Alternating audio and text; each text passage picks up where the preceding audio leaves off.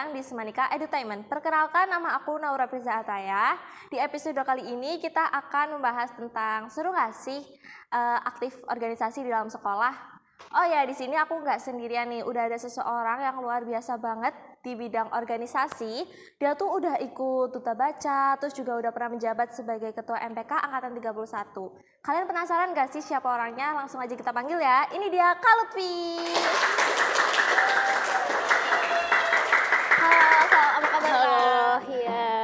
Perkenalan dulu ke teman-teman. Oke, halo semuanya, apa kabar?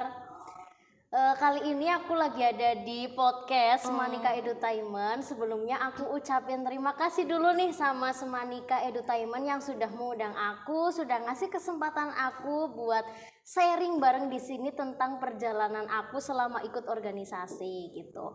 Sebelumnya perkenalkan dulu, aku Lutfi Hairunisa dari kelas 12 F5. Nah, selain sebagai sibuk nih di siswa SMA Negeri 1 Kroya, aku itu juga menjadi santri. Keren banget ya teman-teman. Iya, aku mondok di pesantren Darul Falah Al Munawir.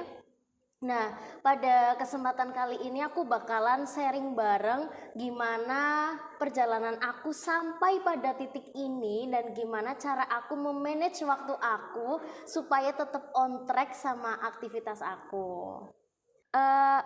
Gimana nih perasaan Kak Lutfi dikenal sebagai duta baca SMA Negeri 1 Kroya? Rasanya tuh bener-bener excited banget, sama kayak hari ini aku bener-bener excited banget. Jadi duta baca itu bener-bener mengajak aku ke dalam dunia literasi gitu ya. Kalau misal ditanya nih, tertarik nggak sih dan seberapa tertariknya sama dunia membaca gitu. Bagi aku membaca itu adalah keseharian kita gitu. Pastinya dalam keseharian kita nggak lepas dari yang namanya membaca kan, entah itu membaca chat gitu Chat ya, dari siapa dari tuh? orang spesial apalagi pasti dibaca paling Iya, utama. benar. Iya, terus membaca novel, artikel atau yang lainnya gitu.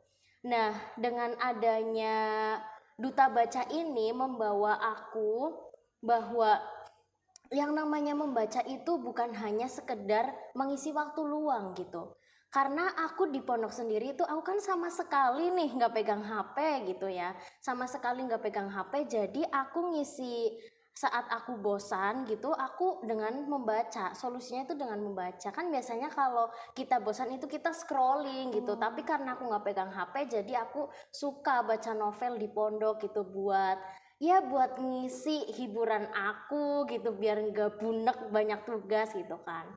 Nah, selama menjadi duta baca aku sadar ternyata buku itu bukan sekedar untuk mengisi waktu luang kita, tapi ini tentang bagaimana buku itu membawa kita melihat dunia yang begitu luasnya. Iya, terus apalagi buku kan jadi jendela dunia ya. Iya, benar sekali. Terkadang orang itu berpikiran bahwa membaca itu membosankan kan, karena mereka pada zaman sekarang mereka itu lebih ke HP-nya. Iya, Jadi benar. mereka lebih membacanya itu di HP gitu, terutama membaca chat itu pasti semangat banget gitu ya.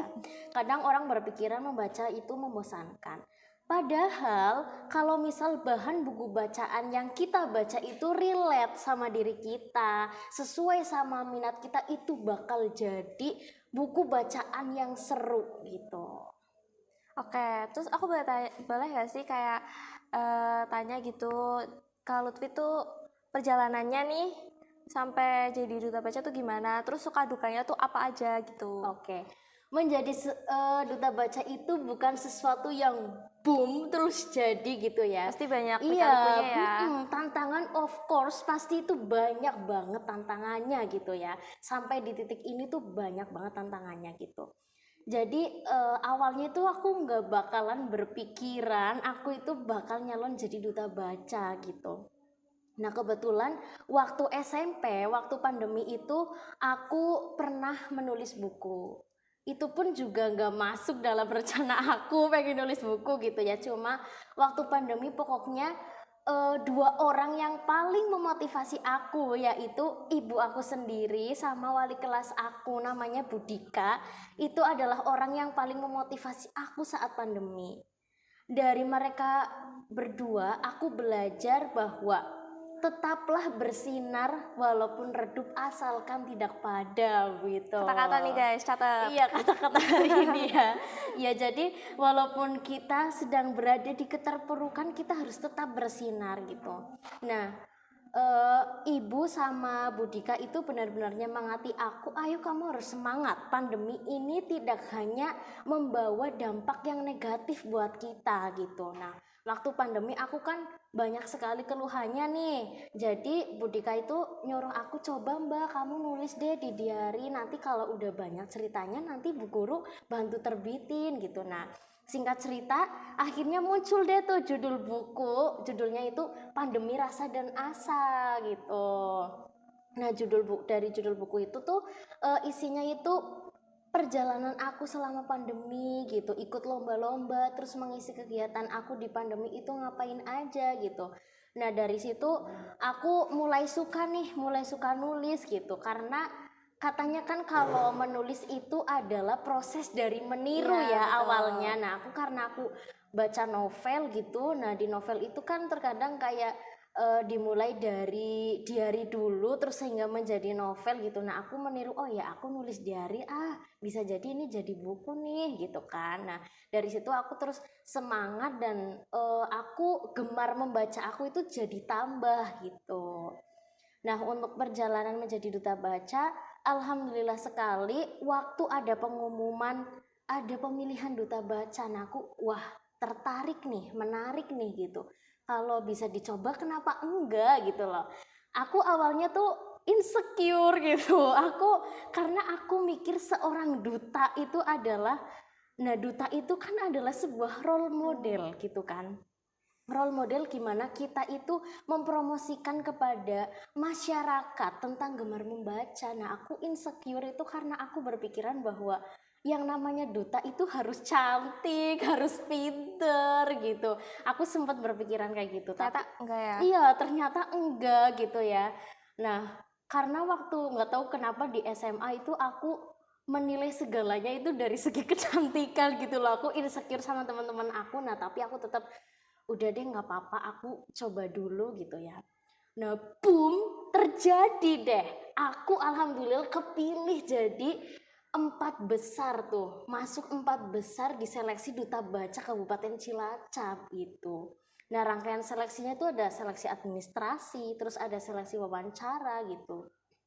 Nah, waktu aku diwawancara nih ya, deg-degan nih, grogi gitu. Nah, alhamdulillahnya nih aku dipercaya jadi duta baca Kabupaten Cilacap tahun 2024 gitu. Nah, untuk tantangan sebenarnya jadi duta baca itu senang banget. Karena selama menjadi aku duta baca, aku itu bertemu banyak orang-orang hebat, banyak penulis hebat gitu. Khususnya di Kabupaten Cilacap ya. Di Kabupaten Cilacap selama aku jadi duta baca itu ya kegiatannya itu kadang kita ada perpustakaan keliling ke SMP-SMP, ke SMK gitu. Nah, di situ kan aku belajar menjadi apa ya? Ini narasumber buat mereka gitu. Nah, di situ aku kayak wow, narasumber gitu. Aku bisa ya gitu. Aku nanti mau ngomong apa ya di depan gitu. Tapi alhamdulillah dari duta baca aku belajar banyak banget gitu. Dan dapat menambah kepercayaan diri aku waktu aku ngomong di depan orang banyak gitu. Pokoknya buat bisa belajar, buat bisa pengalaman. Tantangannya ya karena di zaman sekarang itu sebenarnya minat baca orang itu banyak. Minat baca orang itu tinggi, tetapi daya baca mereka itu rendah. Dibuktikan ketika apa? Ketika kita itu dihadapkan oleh sebuah buku dan handphone. Nah, benar. Iya. Pasti orang-orang milihnya juga handphone ya. Bener sekali. Nah, ketika mereka berhadapan dengan buku, pasti mereka terus langsung ngerasa bosen gitu kan. Nah, kenapa minat bacanya itu tinggi? Karena ya minat buat membaca mereka itu ada gitu loh, itu tinggi. Tapi daya baca mereka itu rendah. Karena ketika mereka membaca buku nih ya, pasti mereka terus langsung bosen nih ceritanya, bosenin gitu kan. Nah, itu sebenarnya itu susahnya di situ gitu. Gimana cara kita membuat orang itu beranggapan bahwa membaca itu sebenarnya nggak membosankan gitu, tapi tetap ya yang namanya duta baca itu kan menjadi role model gimana supaya masyarakat bisa gemar membaca gitu. Tapi aku tetap seneng di sini aku belajar bareng-bareng gimana ayo kita gemar membaca, kita tingkatkan literasi kita gitu. Nggak usah yang berat-berat gitu, yang penting ringan aja dan buku bacaannya itu enjoy buat kita.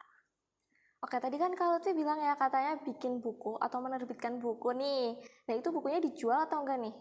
Kalau sampai saat ini tuh bukunya belum ada izin untuk penjualan buku Belum ya. tersebut, jadi masih milik aku pribadi. Itu yang di rumah itu yang udah diterbitin ada 6 buku.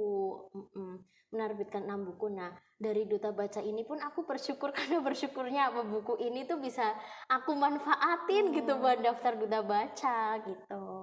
Kan Kak Lutfi jadi duta baca nih, ada nggak sih buku yang menginspirasi Kak Lutfi untuk menjadi duta baca gitu? Sebenarnya aku nggak punya satu buku yang benar-benar life changing atau bikin aku itu mikir, wah ini buku bisa ngerubah hidup aku gitu, bisa memotivasi aku gitu, karena sampai saat ini buat aku itu buku itu sebagai hiburan gitu, karena aku lebih sukanya itu baca novel gitu, karena ya apa sih buat ngisi waktu luang aku sih gitu, jadi aku sukanya baca novel gitu ya. Terus kalau misal nih di novel itu tuh ceritanya sedih, aku ikut sedih. Kalau misal di situ ceritanya seneng, ya aku ikut masuk Berarti gitu. terbawa suasana Iya benar, ya? ikut terbawa suasana ke dalam cerita tersebut. Nah untuk itu dalam satu cerita ini, tapi dalam satu cerita ini kita itu pasti selalu menemukan sudut pandang yang berbeda atau menemukan wawasan yang sebelumnya belum kita ketahui gitu. Jadi walaupun sekedar sebagai hiburan, tapi di situ kita pasti tetap punya sesuatu, punya pesan yang bisa kita dapat dan kita ambil dari cerita tersebut gitu. Oke, kan selain jadi duta baca nih, Kak Lutfi kan juga pernah menjabat ya jadi ketua MPK. Boleh nggak sih ceritain pengalaman berkesan nih menjadi ketua MPK tuh apa aja? Jujur jadi ketua MPK itu benar-benar langkah awal aku di SMA buat berkembang gitu ya. Dulu waktu kelas 10 kembali lagi seperti yang tadi awal aku katakan bahwa aku itu insecure sama teman-teman aku. Jadi waktu kelas 10 pun aku itu udah lebih diem dari waktu SMP gitu loh, karena aku insecure gitu. Terus ketambahan aku juga belum betah di pondok gitu, jadi aku rasanya kemana ya diri aku yang dulu gitu. Aku ingin diri aku yang dulu itu kembali gitu. Aku pengen aktif di organisasi, aku pengen ikut lomba-lomba gitu kan. Nah, awalan itu aku niatnya itu cuma ikut OSIS aja, ikut anggota OSIS karena ya aku di pondok kan, waktunya itu ngatur waktunya pokoknya susah gitu kan. Nah, ternyata aku alhamdulillah dipercaya nih jadi calon ketua MPK. Nah, menjadi calon ketua MPK ini merupakan langkah awal aku buat berkembang di SMA gitu. Nah, waktu ada kesempatan nih jadi ketua MPK, aku di situ berpikiran, oke, kali ini jati diri aku yang waktu di SMP tuh udah balik nih, udah mulai balik. Nah, di sini aku mau mengutarakan segalanya yang udah aku pendam. Aku pengen nunjukin bahwa aku pun bisa gitu loh. Karena aku selama itu insecure sama teman-teman aku, jadi aku tuh diem gitu loh. Waktu jadi ketua MPK sebenarnya aku nggak yakin dengan keadaan aku di pondok ya padet, terus bisa nggak sih ya nanti kalau aku jadi ketua MPK ngatur waktu aku gitu. Tapi alhamdulillah berkat teman-teman semuanya nih, siswa dan siswi SMA Negeri 1 Kroya, terima kasih sekali yang sudah memberi kepercayaan kepada aku jadi ketua MPK gitu. Nah, selama di OSIS di MPK pun aku seneng karena anggotanya itu mau ngertiin aku kalau aku anak pondok. Oh berarti oh ya Lutfi anak pondok berarti nggak boleh nih acara sampai malam, nggak boleh nih rapat sampai malam gitu. Terus kan tadi kakak bilang ya kalau SMP tuh pernah berorganisasi juga. Tuh Iya. kira-kira organisasi apa aja sih yang pernah Kak Lutfi ikutin? Waktu di SMP itu waktu kelas 7 aku pernah menjabat menjadi ketua OSIS. Nah itu pun benar-benar kayak apa ya, kayak bak tiban bulan gitu loh. Aku Tiba-tiba kelas banget. iya kelas 7 itu udah terpilih jadi ketua OSIS gitu. Padahal yang ngelawan aku itu calon yang lain itu kelas 8 gitu. Nah di Berarti paling muda ya. aku di situ, waduh nih aku apa ya akan berhadapan dengan kakak kelas yang tinggi-tinggi gitu. Aku benar-benar nggak yakin, tapi ya alhamdulillah aku jalanin gitu. Nah selama pandemi yang benar-benar aku nggak nyangka sekali, aku itu punya pengalaman jadi ketua pimpinan anak cabang Ikatan Pelajar Nahdlatul Ulama Kecamatan Keren banget Adipala. sih. Iya, aku bener-bener nggak berpikiran ya Allah ini tingkatnya kecamatan gitu loh. Aku juga nggak tahu ya kenapa kok mereka bisa percaya sama aku gitu. Padahal aku di situ kalau nggak salah kalau nggak masih kelas 8 ya kelas 9 awal lah gitu. Ini tingkatnya kecamatan loh. Waktu itu sempet sama ibu itu suruh mundurin diri karena kan lihat aku masih kecil gitu. Emang bisa, emang kamu mampu gitu sama ibu, tapi ya kita udah nggak bisa gitu loh. Itu udah keputusan gitu. Nah ya kakak-kakak yang di situ, yang anggota yang lainnya meyakinkan aku nggak apa-apa kita bantu gitu ya. Alhamdulillah aku bisa jalanin. Nah bekal dari situ aku mendapat banyak bekal, bahkan soal public speaking dan pokoknya pengalaman organisasi itu banyak aku dapetin dari situ gitu. Ngomong-ngomong public speaking nih, aku boleh tahu nggak Kak Lutfi ini memulai public speaking yang baik tuh gimana? Terus Kak Lutfi itu membangun kepercayaan dirinya tuh gimana tuh? Oke, jadi dulu itu aku tuh anaknya pemalu loh. Kamu percaya nggak kalau dulu aku Enggak tuh, sih, aku gak kok percaya. kok nggak Nggak percaya sih? Ya jadi dulu aku tuh anaknya tuh bener-bener pemalu. Sampai bikin ibu aku tuh greget gitu. Karena Greget saking banget. pendiamnya ya. Saking pendiamnya, saking kalau misal di ada temennya nih yang nakal, aku tuh langsung nangis gitu, nggak berani ngelawan. Kan ibu aku greget gitu, kayak kenapa sih kamu apa-apa nangis gitu, cuma kayak gituin nangis gitu. Nah dari situ sebenarnya aku tuh belajar benar-benar dari sosok seorang ibu gitu. Ibu aku itu benar-benar bagi aku adalah ibu yang paling hebat gitu ya, karena ibu adalah seorang orang tua yang tipenya itu dia suka mencari bakat anaknya gitu. Nah aku kan punya kakak perempuan. Nah kakak perempuan aku itu bakatnya di tari gitu, dari SD, dari TK dia itu suka nari gitu. Nah sedangkan aku dari TK aku nggak kelihatan aku bisa apa gitu, bisanya nangis gitu ya. Jadi sama ibu aku, kamu tuh bisanya apa sih gitu, kamu kok pendiam banget. Sampai ibuku bilang, yang namanya anak sehat itu harus ceria, harus terengginas. Jadi kamu tuh harus ceria, jangan diem gitu ya. Nah waktu di SD tuh teman-teman aku pada kepilih jadi ini, tapi aku nggak pernah kepilih karena mungkin ngelihat aku tuh anaknya pendiam gitu loh. Paling ya kepilih kadang buat tambahan gitu karena yang ini lagi nggak bisa Second gitu. choice. Iya second choice. Nah terus habis itu ibu itu buatin aku teks ceramah pidato agama Islam.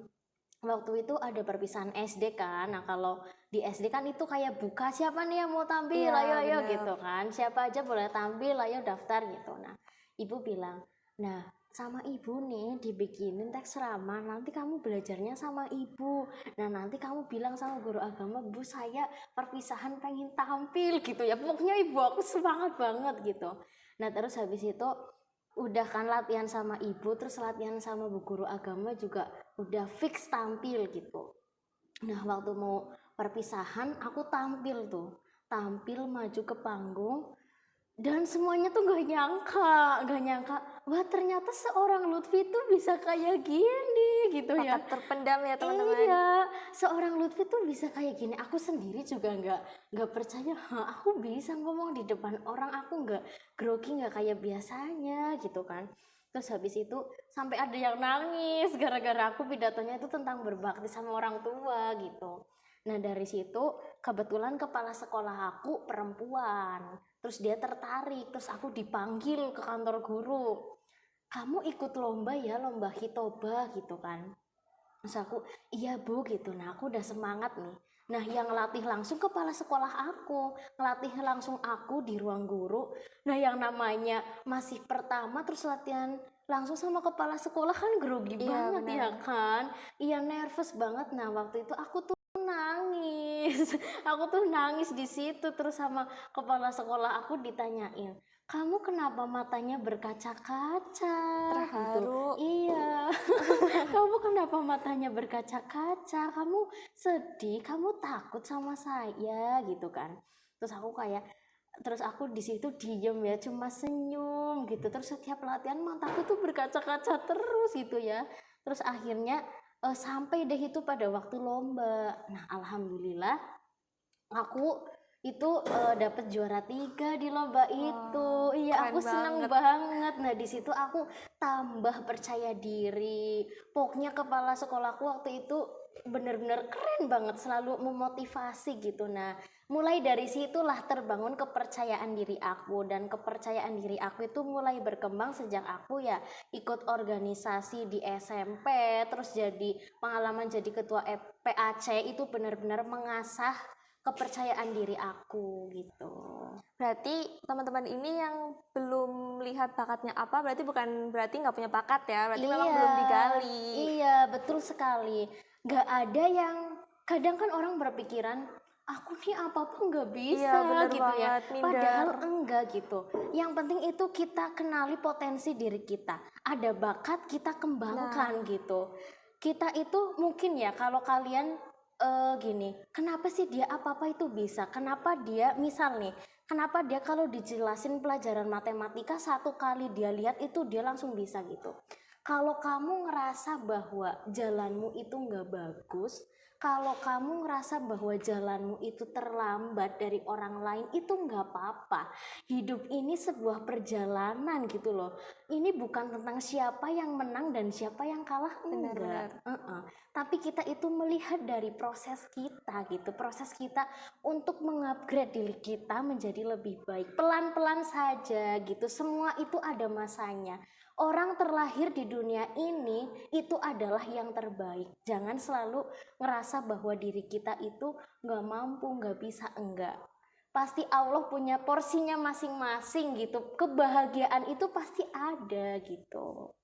Oke, kan kalau Lutfi ini kan udah jadi duta baca, terus pada saat itu tuh udah kayak jadi ketua MPK kan, terus ikut organisasi lain juga, terus mondok juga yang otomatis pasti Iya, ada setoran apalan gitu. iya. Boleh nggak sih kasih tahu cara manage waktunya tuh gimana biar seimbang antara mondok dan juga sekolah nih? Oke. Time management is everything ya. Pokoknya manajemen waktu itu dari segala-galanya gitu ya. Karena bikin kita yang gak belibet gitu. Untuk mengatur waktu nih ya, antara sekolah sama pondok, aku itu udah berpikiran bahwa karena ini merupakan keputusan aku dari awal, itu aku pengennya mondok sama sekolah gitu. Jadi aku di sini punya dua kewajiban dong. Kewajiban aku kalau di sekolah sebagai siswa berarti aku belajar gitu, dan yang kedua kewajiban aku kalau aku pulang ke pesantren berarti aku sebagai santri kewajibannya adalah mengaji gitu kan. Dari situ aku sempat berpikiran, gimana ya kalau misal nanti ulangan, aku kayaknya nggak bisa belajar yang maksimal gitu Ya, kan. benar-benar. Karena ngaji aja pulangnya malam gitu, gimana ya cara belajar aku gitu. Tapi di situ aku berpikir bahwa katanya kalau misal kita mencari ilmu akhirat maka dunia mengikuti gitu kan. Jadi aku berpikir di situ, oh iya, di pondok aku mencari ilmu agama, ilmu akhirat, di sekolahan aku mencari ilmu dunia, yang dua-duanya harus seimbang gitu. Kalau misal aku fokus ke pondok, pasti sekolahan aku bakal ngikuti gitu. Aku tuh selalu yakin keajaiban gitu, pokoknya udah deh jalur langit aja gitu ya. Tapi juga perlu diingat, selain kita jalur langit, kita juga ada Iya usahanya gitu. bener, nggak cuman yang jalur langit doang ya Iya, maslahin diri, tapi harus ada heeh. usahanya juga. Iya, tetap harus seimbang. Jadi kalau misal membagi waktu antara sekolah di pondok, ya aku itu pokoknya terkadang kita harus mengorbankan waktu kita untuk acara di sekolah dan terkadang kita harus mengorbankan waktu kita itu di pondok. Di pondok tetap masih bisa belajar karena di pondok aku itu ada program wajib belajar. Jadi setiap habis pulang ngaji itu semua santri nggak dibolehin tidur dulu, tapi mereka harus wajib belajar. Nah, di wajib belajar itu mereka bisa dikasih kesempatan buat pinjem HP ngerjain tugas. Terus kalau misal ada yang mau hafalan ya hafalan gitu. Pokoknya wajib belajar itu program yang sangat-sangat menyenangkan karena kita itu juga apa ya tetap bisa ngatur waktu di pondok gitu loh. Waktunya belajar ya harus belajar gitu. Pokoknya dari dalam diri kita sendiri nih. Biasanya aku tuh kalau misal tes nih ya, misal pulang ngaji nih jam 9 gitu, karena aku ngantuk banget, aku nggak langsung Udah belajar. capek ya. Oh, udah capek, tapi aku tidur dulu. Tidur dulu terus biasanya jam 11 malam atau setengah satu itu aku bangun. Nah, bangun terus di situ belajar gitu. Terus aku boleh nanya gak sih kayak kan tadi katanya bangun nih. Mm-mm. Aku tuh kepo kayak kan boleh gak sih pegang HP gitu? Kalau di pondok itu sama sekali udah nggak boleh Oh, nggak pegang boleh. HP. Terus bangunnya tuh gimana? Iya. Kalau misal bangun, aku itu kadang temanku ada yang suka begadang nih. Oh, minta Iya, bangunin. minta bangunin. Kalau enggak sebelum tidur aku tuh selalu ya Allah semoga nanti aku bangun Iya. jam segini gitu. Ya bangun gitu. Alhamdulillah bangun gitu. Terus kalau itu pernah capek gak sih kalau ikut organisasi kayak gini terus kayak ya capek ya. Iya, iya. Pasti titik tercapek ada ya. Titik capek itu ada. Kalau misal organisasi itu bagi aku itu sesuatu yang menyenangkan gitu. Karena di situ aku bisa dapat pengalaman dan pesan aku jangan jadiin organisasi itu sebagai beban kita. Justru itu sebagai pembelajaran kita. Karena di dalam organisasi itu kita dapat mengenal sifat-sifat orang gitu. Iya, dan bagaimana cara kita hidup bermasyarakat gitu di organisasi itu seperti itu. Kalau misalnya ngerasa capek, apalagi aku di pondok, aku sering ngerasa capek. Tapi kita kan gak selalunya harus terpuruk dan capek gitu kan. Kadang kalau sampai pondok itu capeknya apa? Di sekolahan udah capek, terus di pondok ngadepin teman-teman tambah capek gitu. Energinya kekuras. Energinya udah kekuras, tapi aku harus berusaha. Astagfirullahaladzim, aku harus bangkit, ayo bangkit, belajar gitu. Pokoknya organisasi itu menyenangkan gitu. Waktu capek ya pasti ada, tapi kita juga gak boleh terpuruk di situ gitu. Nah, tips dari aku pokoknya jangan jadiin apa-apa itu beban, dan cara kita manage waktu kita itu kita harus ngenali tipe dari diri kita itu gimana gitu. Kalau misal kayak tadi aku kan tidur dulu terus jam segini bangun gitu. Nah, pokoknya cara manage waktunya itu yang buat kita itu tetap enjoy gitu. Terus kalau itu biasanya ngelakuin apa aja nih biar tetap semangat gitu? Kalau biar tetap semangat nih ya, kadang yang paling bikin aku semangat itu makan banyak. Iya, makan Pelariannya banyak. cewek tuh ini guys. Iya, bener sekali. Aku tuh kalau misal lagi capek itu ya, kadang kan aku suka takut. Ih, nanti kalau aku gemuk gimana ya? Tapi kalau lagi bener-bener capek, aku bener-bener melampiaskan. Pokoknya aku mau beli ini, aku pokoknya mau makan gitu. Dan yang paling aku suka dan bikin aku enjoy lagi itu adalah es krim gitu. Tapi di pondok itu ada koperasi atau kantin gitu? Ada. Berarti beli es krimnya di situ tetap? Di situ nggak ada yang jual. Oh, nggak es ada, krim. berarti keluar. Iya, keluar. Itu boleh? Boleh, itu ada jadwalnya hari Senin sama Kamis. Senin sama Kamis. Kalau misalnya pengen es krimnya Selasa? Ya nggak boleh, kita harus nahan dulu. Harus nahan ya? Iya, kita harus nahan ya. Kalau misal pulang sekolah kita beli dulu dong es krimnya gitu. Ada kulkas berarti ya? Nggak ada Oh, nggak sih. ada, terus gimana dong? Ya pokoknya kita di pondok Sampai itu, meleleh nggak apa? iya, pokoknya kita di pondok harus benar-benar belajar prihatin Gitu ya. Harus menahan diri, pokoknya segala apapun yang kita ingin di pondok itu nggak selalunya apa ya langsung bisa dipenuhi itu enggak gitu. Terus selain makan banyak nih ya, kalau misal aku lagi capek tidur, terus ya itu baca buku, kalau enggak dengerin musik gitu. Dengerin musik. Mm-mm. Musik apa tuh, boleh spill nggak? Musiknya aku random sih, nggak Random. usah di-spill, random aja gitu. Terus suka dengerin DJ nggak sih? Enggak, Oh, aku enggak ya, nggak enggak. suka dengerin DJ. Kan di pondok nggak boleh Oh iya, DJ nggak ya. boleh. Iya, selalu Ya, sholawatan maaf, biar maaf. hati kita adem gitu Masya ya. Allah. Iya. Terus boleh tahu gak kayak kalau tuh habis SMA ini mau lanjut kemana? Kalau misal lanjut ke mananya nih ya, aku sih minta doanya aja. Pokoknya Boleh. semoga apapun yang udah aku rencanain itu terbaik buat Amin. aku gitu. Nah, aku juga minta doanya nih buat teman-teman aku yang kelas 12, semoga banyak yang keterima di Amin, SNBP. amin, amin. Bantu Ya. doa-doa, bantu doa-doa ya teman-teman. Iya, bantu doa ya. Oke, makasih banget buat Kak Lutfi udah mau gabung di Semanika Edutainment. Oke, sama-sama. Oh ya, nggak kerasa juga ya udah ada di penghujung acara nih. Semoga acara ini tuh bermanfaat buat kalian, terus juga menginspirasi ya tentunya buat teman-teman semua. Terus jangan lupa nih dukung Semanika Edutainment dengan cara like, comment, and subscribe channel YouTube kita. Jangan lupa nih nyalain lonceng notifikasinya supaya nggak ketinggalan konten-konten seru lainnya. Terima kasih ya buat teman-teman udah mau dengerin obrolan kita sampai akhir. Terus sampai jumpa di episode selanjutnya. Bye-bye.